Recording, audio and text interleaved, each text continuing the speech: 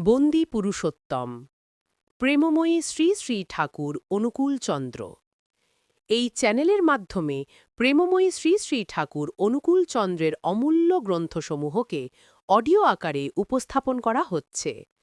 আমাদের আন্তরিক প্রয়াস যেন সকল ভক্তপ্রাণ দাদা ও মায়েরা ঠাকুরের বাণী, অমৃত কথা ও ইষ্ট প্রসঙ্গ থেকে আকণ্ঠ অমৃত রস পান করতে পারেন। যেমন তাকে দেখি, বইয়ের পৃষ্ঠা ৮৪ থেকে ৯৪, পাঠ ৭। এন্ট্রান্স পরীক্ষা দেওয়া হলো না, আর দিলেও না। কিন্তু কিছু একটা তো করতে হবে। বাবা বললেন, ডাক্তারি পড়লে মন্দ হয় না, দেখ চেষ্টা করে। বাবার কথা মতো কলকাতায় চলে এলো, দেখা যাক কোথায় ভর্তি হওয়া যায়। বউবাজারের শরৎ মল্লিকের ন্যাশনাল মেডিকেল স্কুল। অনুকূলচন্দ্র গিয়ে বললে, আমাকে ভর্তি করে নিন, আমি ডাক্তারি পড়ব। বাবার যুক্তি পেয়ে জিদ জেগেছে নিজের। দেহদৈদ্য হবার শখ হয়েছে ত্রিতাপহারীর। দেহের চিকিৎসা করতে করতেই চিকিৎসা আরম্ভ করবে দেহির। জ্বর জারির ইলাজ দিতে দিতে এত্তেলা করবে সেই জরাতীতের। জরষ্ণুর আবরণ থেকে বের করবে পরম জিষ্ণুকে। কতদূর পড়েছ? প্রশ্ন হল কর্তৃপক্ষর। আজ্ঞে এন্ট্রান্স অবধি পড়েছি, কিন্তু পরীক্ষা দেওয়া হয়নি। কিন্তু আজকাল তো এন্ট্রান্স পাশ না হলে ভর্তি করা হয় না, কর্তৃপক্ষ জানিয়ে দিলেন অনুকূলচন্দ্রকে। কিন্তু আমি যে এন্ট্রান্সের পড়া সব শিখেছি স্যার, শুধু পরীক্ষাটা দিতে পারিনি। তুমি তো বলছো, আমরা তা জানব কেমন করে? তবে আমাকে পরীক্ষা করে নিন। অনুকূলচন্দ্র নাছড়। কর্তৃপক্ষ রাজি হলেন। অ্যাডমিশন টেস্ট হলো। বেশ শক্ত শক্ত প্রশ্ন দেওয়া হলো তাতে। বেশ করে কষে নিতে চান তারা। কর্তৃপক্ষকে খুশি করে পরীক্ষায় উত্তীর্ণ হল অনুকূলচন্দ্র। ভর্তি হয়ে গেল ডাক্তারি পড়তে। ওদের এক দূর সম্পর্কীয় আত্মীয় অনেকগুলো টাকা ধার নিয়েছিল বাবার কাছ থেকে।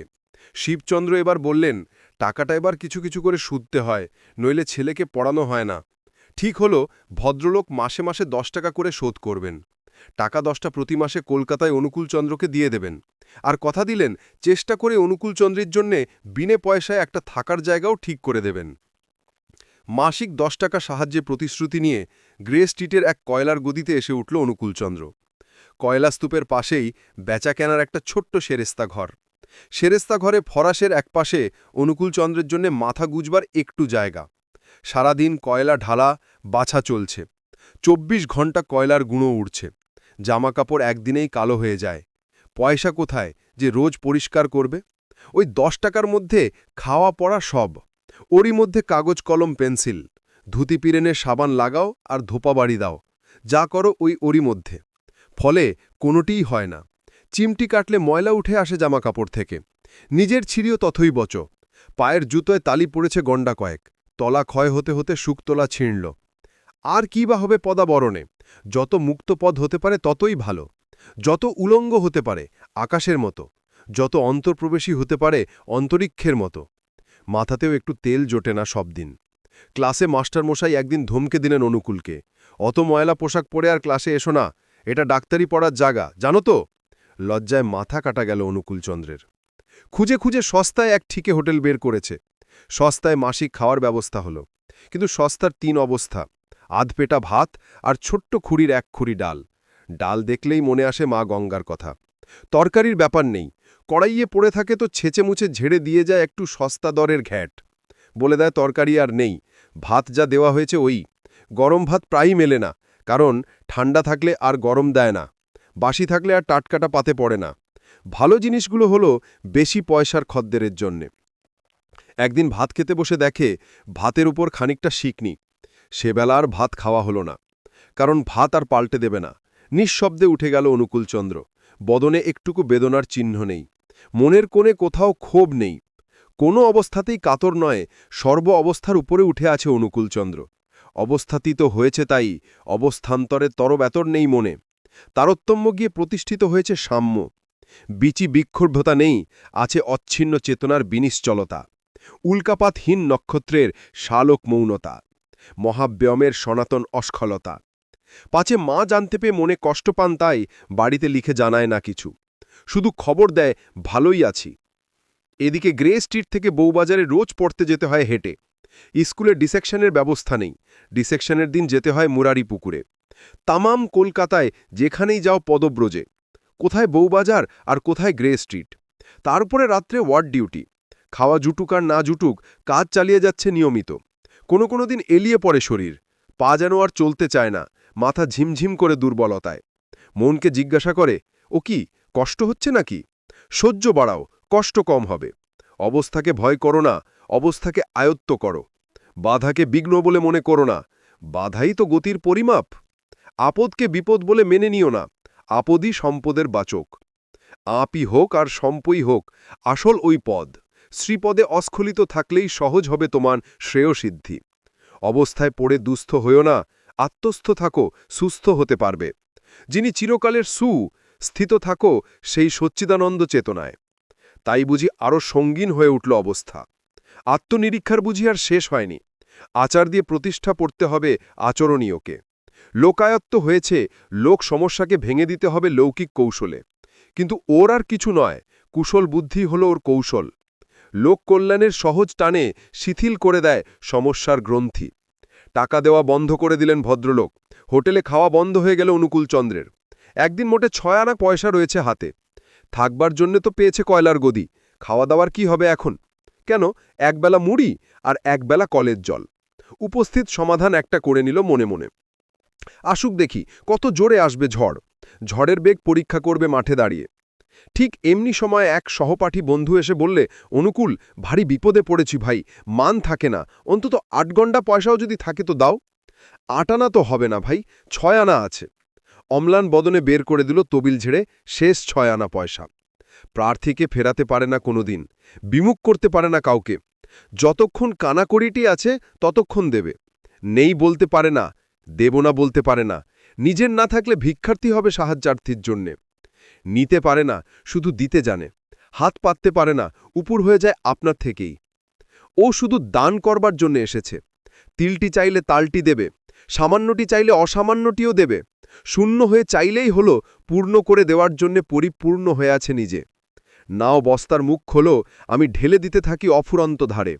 অমৃতের জ্বালা উপুর করেছি, একবার হাঁ করো অকুণ্ঠ বদনে। দিক দিগন্ত এনেছি হাতের মুঠোয়, ছুটে এসো দিকদীপিক শূন্য হয়ে। ছোটবেলার ইতিহাসও এই, কারোর ঘরে খাবার নেই, আবদার করে চাল ডাল বের করে নিয়ে গিয়ে দেবে মার কাছ থেকে। তোমার 2 টাকা চাই, দাঁড়াও দেখছি। মার কাছে গিয়ে বলে, মাগো 2 টাকা দে তো মা, এক্ষুনি দে, নইলে অচল। মা চেনেন ছেলেকে, না দিতে পারলে ছেলের আজ উপোস। সুতরাং হাতে না থাকলেও জোগাড় করে দিতে হয়। এও হলো তাই, এখনও যে কাছে 6 আনা পয়সা আছে, নেই বলবে কেমন করে। কাজেই লিস্টি থেকে মুড়ির নাম উঠে গেল। দাঁড়ালো গিয়ে শুধু কলের জল। কলতলায় গিয়ে পেট ভরে জল খেয়ে আসছে দুবেলা। জল খেয়ে 3-4 মাইল হেঁটে স্কুলে যাচ্ছে আবার আসছে। মড়া কাটতে যাচ্ছে মুরারি পুকুরে। নাইট ডিউটি দিচ্ছে হাসপাতালের ওয়ার্ডে। কাজের বেলায় ঢিল নেই, এতটুকুও। কোনো দিন এলিয়ে পড়ে শরীর, পা যেন আর চলতে চায় না, মাথা ঝিমঝিম করে দুর্বলতায়। মনকে জিজ্ঞাসা করে, ও কি কষ্ট হচ্ছে নাকি? সহ্য বাড়াও, কষ্ট কম হবে। অবস্থাকে ভয় করো না, অবস্থাকে আয়ত্ত করো। বাধাকে বিঘ্ন বলে মনে করো না, বাধাই তো গতির পরিমাপ। আপদকে বিপদ বলে মেনে নিও না, আপদই সম্পদের বাচক। আপই হোক আর সম্পই হোক, আসল ওই পদ। শ্রীপদে অস্খলিত থাকলেই সহজ হবে তোমার শ্রেয়সিদ্ধি। অবস্থায় পড়ে দুস্থ হয়েও না, আত্মস্থ থাকো, সুস্থ হতে পারবে। যিনি চিরকালের স্থিত থাকো সেই সচ্চিদানন্দ চেতনায়। তাই বুঝি আরও সঙ্গীন হয়ে উঠল অবস্থা। আত্মনিরীক্ষার বুঝি আর শেষ হয়নি। আচার দিয়ে প্রতিষ্ঠা করতে হবে আচরণীয়কে। লোকায়ত্ত হয়েছে, লোক সমস্যাকে ভেঙে দিতে হবে লৌকিক কৌশলে। কিন্তু ওর আর কিছু নয়, কুশল বুদ্ধি হল ওর কৌশল। লোক কল্যাণের সহজ টানে শিথিল করে দেয় সমস্যার গ্রন্থি। টাকা দেওয়া বন্ধ করে দিলেন ভদ্রলোক, হোটেলে খাওয়া বন্ধ হয়ে গেল অনুকূলচন্দ্রের। একদিন মোটে 6 আনা পয়সা রয়েছে হাতে। থাকার জন্য তো পেয়েছে কয়লার গদি, খাওয়া দাওয়ার কি হবে এখন? কেন, একবেলা মুড়ি আর একবেলা কলের জল। উপস্থিত সমাধান একটা করে নিল মনে মনে। আসুক দেখি কত জোরে আসবে ঝড়। ঝড়ের বেগ পরীক্ষা করবে মাঠে দাঁড়িয়ে। ঠিক এমনি সময় এক সহপাঠী বন্ধু এসে বললে, অনুকূল, ভারী বিপদে পড়েছি ভাই, মান থাকে না, অন্তত 8 ঘণ্টা পয়সাও যদি থাকে তো দাও। 8 আনা তো হবে না ভাই, 6 আনা আছে। অম্লান বদনে বের করে দিল তবিল ঝেড়ে শেষ 6 আনা পয়সা। প্রার্থীকে ফেরাতে পারে না কোনোদিন, বিমুখ করতে পারে না কাউকে। যতক্ষণ কানাকড়িটি আছে ততক্ষণ দেবে। নেই বলতে পারে না, দেব না বলতে পারে না। নিজের না থাকলে ভিক্ষার্থী হবে সাহায্যার্থীর জন্যে। নিতে পারে না, শুধু দিতে জানে। হাত পাততে পারে না, উপুড় হয়ে যায় আপনার থেকেই। ও শুধু দান করবার জন্য এসেছে। তিলটি চাইলে তালটি দেবে, সামান্যটি চাইলে অসামান্যটিও দেবে। শূন্য হয়ে চাইলেই হলো, পূর্ণ করে দেওয়ার জন্য পরিপূর্ণ হয়ে আছে নিজে। নাও বস্তার মুখ খোলো, আমি ঢেলে দিতে থাকি অফুরন্ত ধারে। অমৃতের জ্বালা উপুড় করেছি, একবার হাঁ করো অকুণ্ঠ বদনে। দিক দিগন্ত এনেছি হাতের মুঠোয়, ছুটে এসো দিকদিবিক শূন্য হয়ে। ছোটবেলার ইতিহাসও এই, কারুর ঘরে খাবার নেই, আবদার করে চাল ডাল বের করে নিয়ে গিয়ে দেবে মার কাছ থেকে। তোমার 2 টাকা চাই, দাঁড়াও দেখছি। মার কাছে গিয়ে বলে, মাগো 2 টাকা দে তো মা, এক্ষুনি দে, নইলে অচল। মা চেনেন ছেলেকে, না দিতে পারলে ছেলের আজ উপোস। সুতরাং হাতে না থাকলেও জোগাড় করে দিতে হয়। এও হলো তাই।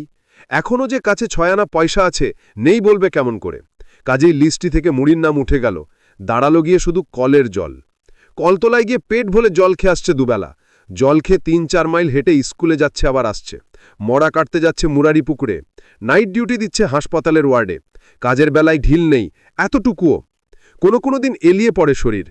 পা যেন আর চলতে চায় না, মাথা ঝিমঝিম করে দুর্বলতায়। মনকে জিজ্ঞাসা করে, ও কি কষ্ট হচ্ছে নাকি? সহ্য বাড়াও, কষ্ট কম হবে। ইষ্ট প্রসঙ্গে শুনতে চ্যানেলটি লাইক, শেয়ার, সাবস্ক্রাইব করে অল নোটিফিকেশনে ক্লিক করে রাখুন। স্কুলে যখন এসে পৌঁছল, যন্ত্রণায় তখন অচেতন প্রায়। বসে থাকতে পারল না, শুয়ে পড়ল একটা বেঞ্চিতে। একজন সহপাঠী দেখে বললে, এ কি হয়েছে তোর? পেটটা শুধু দেখিয়ে দিল ইঙ্গিতে। যতটা পারল বুঝিয়ে দিল রোগের উপসর্গগুলো। সহপাঠী ছেলেটি একজন মাস্টারমশাইকে ডেকে নিয়ে এসে দেখাল অনুকূলচন্দ্রকে। পরীক্ষা করে প্রেসক্রিপশন লিখে দিলেন মাস্টারমশাই।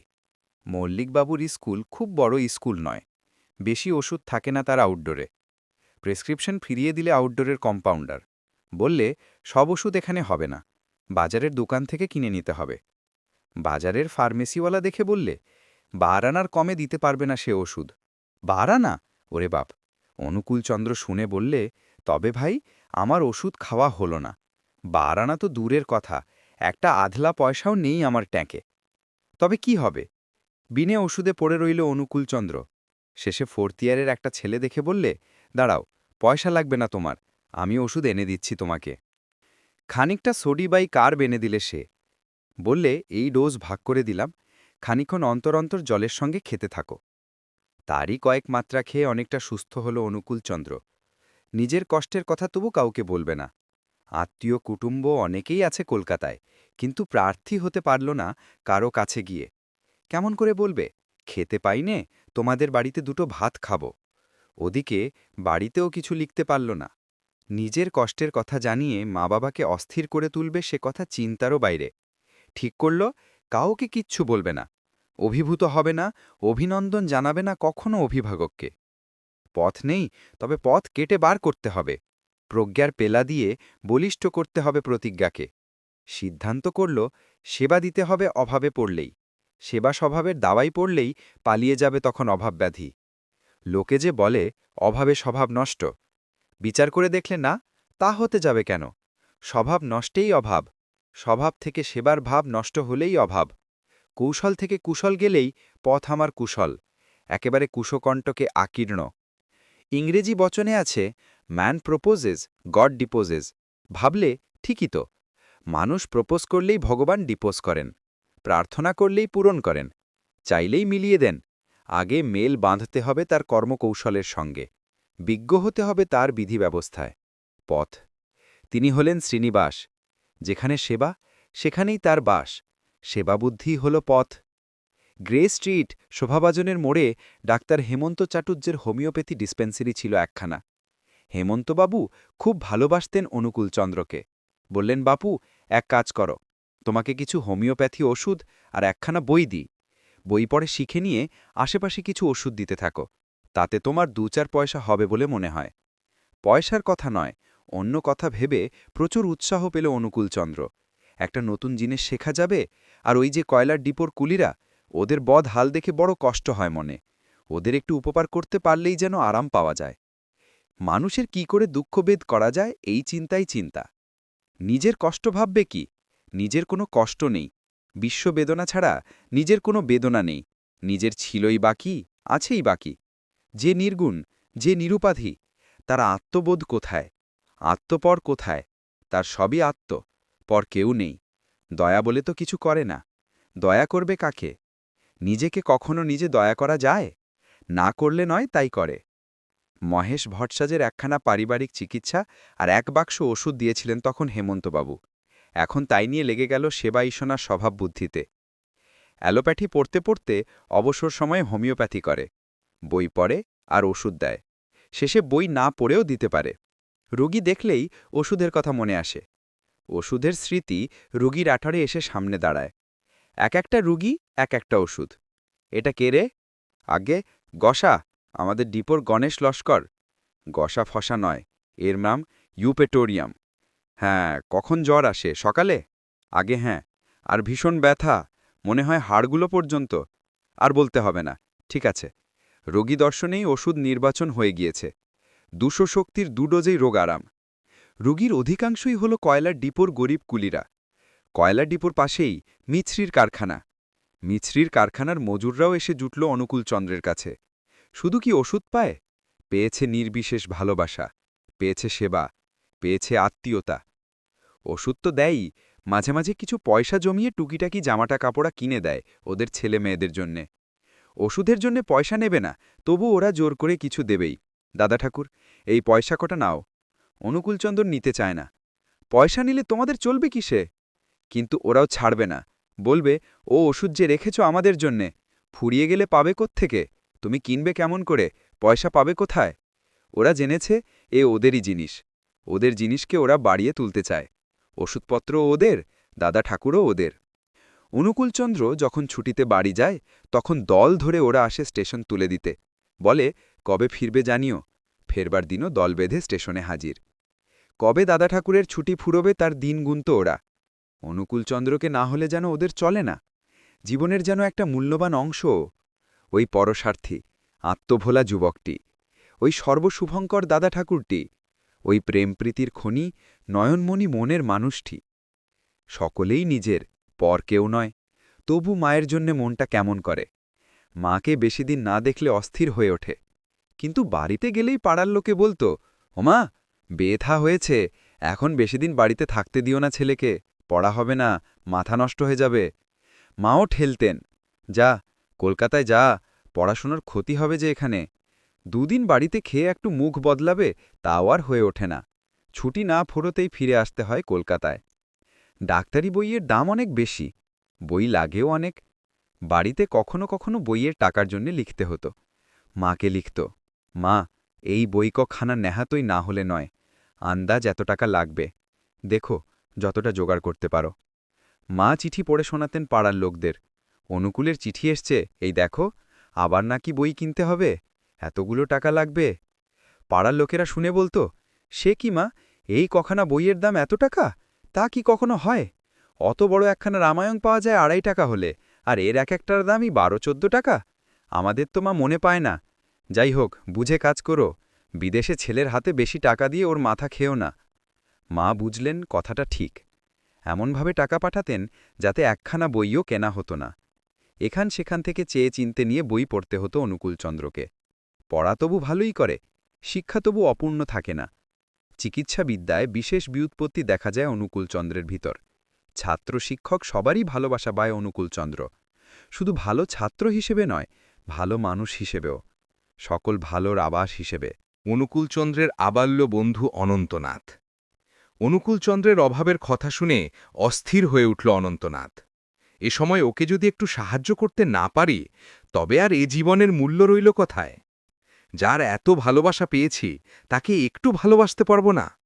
শৈশবে মা মারা গিয়েছেন, বাবা দ্বারকানাথ রায়ও মারা গেলেন অল্পদিন পরেই। অনন্তকে তখন মানুষ করে কে?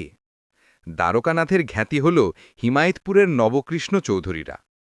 নবকৃষ্ণের বড় ছেলে বসন্ত তখন ডাক্তারি করে হিমায়তপুরে, বাড়িতে থেকে। বসন্ত ডাক্তার গিয়ে নিয়ে এলো অনন্তনাথকে। ছোট ছেলে, একলা হাতে তুলে ভাত খেতে পারে না। মাওরা হয়ে হতভম্ব হয়ে গেছে ছেলেটি। ওকে নিজের বাড়িতে রেখে ছেলের মতো মানুষ করতে লাগল। দ্বারকানাথের কাশীপুর বাড়িতে থাকল বড় ছেলে অন্নদা আর তার খুড়ো গোষ্ঠীরা। হিমায়তপুরে এসে ভাব হল অনুকূলচন্দ্রের সঙ্গে। একসঙ্গে পাঠশালায় গেল, পাবনা স্কুলেও পড়ল একসঙ্গে। অনুকূলচন্দ্রের ভালোবাসায় অভিসিঞ্চিত হয়ে গেল ওর মন। ভালোবাসার কাঙাল ছিল, এবার আর এক কাঙালকে পেল সঙ্গে। এ আবার এক অদ্ভুত কাঙাল, বলে, আমাকে তোমার প্রেমের এক বিন্দু দাও, আমি তোমাকে সিন্ধু সেবন করাব। অনুকূলের কুলে এসে ঠেকল অনন্তের নিরুদ্দেশ তরী। অটল হল অক্ষয় পদে। অন্তঃস্বরূপের করস্পর্শ পাওয়া গিয়েছে যে অন্তরে। অন্তস্থ চিদাত্মা জেগে উঠেছে এবার চিরন্তনের হিরণ্যদণ্ড লেগে। কিছু লেখাপড়া যখন শিখল, তখন ডাক্তার একদিন বললে, এক কাজ কর, তুই আমার ডাক্তারখানায় কম্পাউন্ডারি শেখ। শুধু লেখাপড়ায় কি হবে, অর্থকরী বিদ্যাও একটু চাই। সুতরাং কম্পাউন্ডারির কাজ শিখতে আরম্ভ করল অনন্তনাথ। অল্পদিনের মধ্যেই বেশ পাকা কম্পাউন্ডার হয়ে উঠল। স্থির করল, যেমন করেই হোক কিছু সাহায্য করতে হবে অনুকূলচন্দ্রকে। চৌধুরী বাড়ি থেকে তা সম্ভব নয়। মনস্থ করল কি গিয়ে কলকাতায় কাজ খুঁজবে। আপার সার্কুলার রোডের উপর তখন মস্ত বড় ওষুধের দোকান, হোয়াইট হল ফার্মাসি। চেষ্টা করতেই হোয়াইট হলে একটা কম্পাউন্ডারের চাকরি পেয়ে গেল অনন্তনাথ। খাওয়া থাকা বাদে নগদ যা হাতে পায় তাই এনে দেয় অনুকূলের হাতে।